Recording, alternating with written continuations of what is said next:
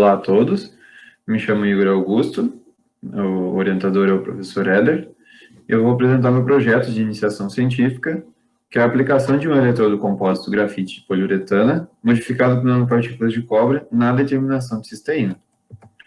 Dando uma breve introdução ao projeto, os eletrodos de grafite de poliuretana, eles apresentam um baixo custo, uma baixa toxicidade, uma ampla janela de potencial e são bem fáceis de serem manipulados durante as medidas em comparação a outros tipos de eletrodo, como o eletrodo de mercúrio.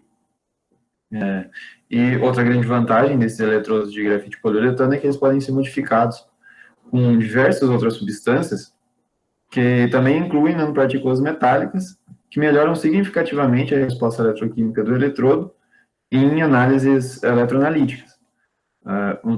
O nosso eletrodo que a gente trabalhou no projeto é um eletrodo de grafite poliuretana com eletrodeposição de nanopartículas de cobre na sua superfície, na determinação da cisteína. Pode ser vista a representação da estrutura dimensional na figura 1, que é um aminoácido com um papel bem relevante em processos fisiológicos do ser humano e pode ser encontrado em suplementos alimentares. Os objetivos do projeto foi de desenvolver o eletrodo de grafite poliuretana, modificado com a eletrodeposição de nanopartículas de cobre, caracterizar esse eletrodo modificado em técnicas voltamétricas, como voltametria cíclica e voltametria de pulso diferencial, e após caracterizado e otimizado, utilizar ele para determinar a cisteína em amostras de interesse. Os equipamentos utilizados nas medidas voltamétricas são um potenciostato galvanostato autoleve, PGStat 30, acoplado a um microcomputador gerenciado pelo software Nova, versão 2.1.3. A célula eletroquímica utilizada é uma célula de vidro com capacidade de 25 ml de volume. Os eletrodos utilizados têm como eletrodo de trabalho o eletrodo de grafite poliuretana com e sem modificação. O eletrodo de referência foi um eletrodo de calomilano saturado. O eletrodo auxiliar teve como eletrodo de placa de platina de 1 cm² de área. O método da preparação do eletrodo compósito é seguido o método da literatura, onde o compósito é feito com 40% massa-massa de poliuretana e 60% de massa-massa grafite. Essa mistura é homogeneizada por aproximadamente 10 minutos, depois disso ela é prensada em prensa mecânica manual, com um extrusor de mais ou menos 3 centímetros de diâmetro, onde são obtidos tarugos de grafite poliuretano. Dados 24 horas para a cura dos tarugos, eles são cortados em peças de 1,2 centímetros de comprimento, são conectados a um fio de cobre e colados com cola de prata. Após 24 horas, para secagem da cola, esse conjunto é inserido dentro de um tubo de vidro de mais ou menos 6 centímetros de diâmetro e 9 centímetros de comprimento, onde é preenchido com resina epóxi e demora mais 24 horas de secagem. Na figura 2, é possível ver a representação esquemática do EGPU pronto. Depois dele pronto, ele passa por um tratamento mecânico, onde a superfície é lixada para retirar o excesso de resina epóxi e é utilizada uma lixadeira politriz motorizada. Depois disso, ele é modificado por nanopartículas de cobre através da eletrodeposição, utilizando a voltametria cíclica, em 10 ml da solução de cloreto de cobre, uma velocidade de varredura de 20 mV por segundo, uma janela de potencial de 0 volts a menos 1,5 volts, em referência ao eletrodo de calomilano saturado, em 3 ciclos. Esse método é baseado na literatura. Após isso, é feito um tratamento com NaOH, também em voltametria cíclica, em 0,01 molar de NaOH, uma janela de potencial de menos 1 volts a 1 volts, também em referência ao eletrodo de calomilano saturado, numa velocidade de varredura de 200 mV por segundo em 50 ciclos. Esse método também é baseado na literatura. Após isso, são obtidos os resultados. Na figura 3 é possível ver os voltamogramas cíclicos do EGPU e do eletrodo modificado em solução tampão fosfato de pH 7 e solução tampão com cisteína 1 milimolar em velocidade de varredura de 50 mV por segundo. No voltamograma A, é possível ver os voltamogramas do EGPU sem a modificação, onde não é possível ver picos de oxidação e redução do cobre, nem da cisteína.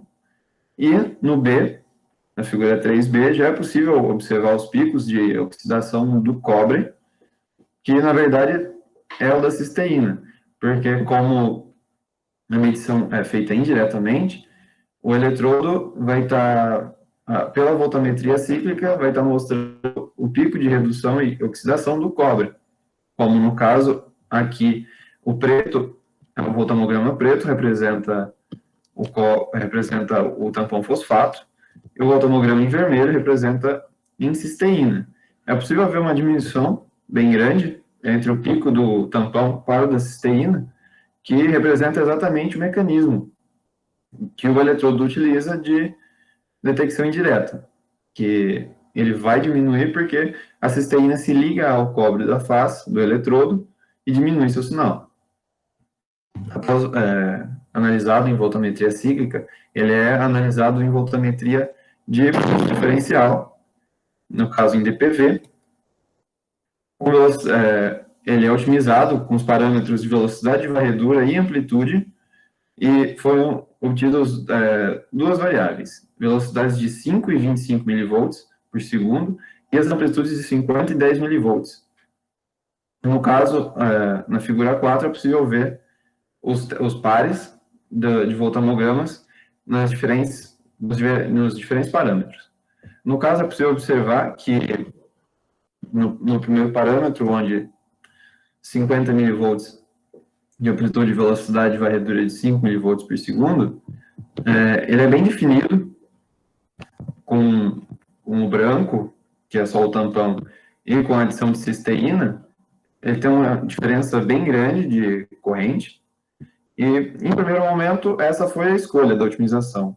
Mas, após fazer com maiores quantidades de cisteína, observou que a corrente de pico diminui muito, e isso dificulta demais o detalhamento das correntes. Então, foi refeita a escolha, e para isso escolheu os voltamogramas em azul, que no caso correspondem a amplitude de 50 mV e velocidade de varredura de 25 mV por segundo. E como pode ser visto na figura 5, ele também é bem definido, pode ser visto facilmente os pontos de corrente de pico, porém a distância entre eles são menores. Então, quanto maior a concentração de cisteína que for adicionada à solução, o detalhamento das correntes de pico dos outros voltamogramas são melhores. Então, foi por isso a escolha de um novo parâmetro. Então, os parâmetros ficaram de velocidade de varredura a 25 mV por segundo e a 50 mV para DPV. Utilizando esses parâmetros, foi feita uma curva analítica, e os voltamogramas da curva analítica, onde as concentrações de cisteína variaram de 0 micromol a 10 micromols, foram detalhados na figura 6, tanto para o EGPU, sem modificação, quanto para o eletrodo com a modificação de cobre. É possível ver na figura 6 que o EGPU é feito, que o voltamograma do EGPU ele não possui pico nas regiões do cobre, que seriam entre a janela de potencial de 0 a menos 0,2 volts, em relação ao eletrodo de quilomelano, enquanto que na figura 6B, já é possível ver claramente todos os picos das regiões, e que quanto maior a concentração, esse pico tende a diminuir o sinal, comprovando novamente o mecanismo do eletrodo. E com esses voltamogramas da figura 6B, foi possível fazer a curva analítica com todos esses pontos de concentrações, e através dessa curva analítica foi obtido que uma região linear do valor de 0,1 micromolar a 0,8 micromols por litro, essa região linear, que a partir dela foi possível calcular o limite de detecção a partir da literatura, resultando em 0,10 micromolar por litro. 0,10 micromol por litro. E concluindo, então, que foi possível a modificação desse eletrodo com partículas de cobre. A resposta desse eletrodo modificado foi bem satisfatória quando comparado a ele sem a modificação, tanto é que ele não dava sinal de cobre, e com isso ele não obtinha o sinal da cisteína, enquanto o modificado possuía esse sinal de cobre. E o limite de detecção obtido, de 0,10 micromol por litro, foi menor dos outros encontrados na literatura, utilizando eletrodos para determinação de cisteína, até mesmo em DPV. Os trabalhos futuros são caracterizar a superfície do eletrodo modificado por microscopia eletrônica de varredura, avaliar o efeito do tampão fosfato na resposta, a quesito de melhorar a resposta voltamétrica, aplicar ele na determinação de cisteína em amostra de suplemento alimentar e comparar o resultado obtido com outro método já na literatura, como é o caso da técnica de HPLC. As referências bibliográficas são essas. Eu gostaria de fazer um agradecimento à CNPq pelo fomento da bolsa, ao IQISC e ao LaTeX por dar a oportunidade de realizar o trabalho e fornecer todos os equipamentos, e agradecer à Cicusp pela oportunidade de poder apresentar esse trabalho. Obrigado a todos.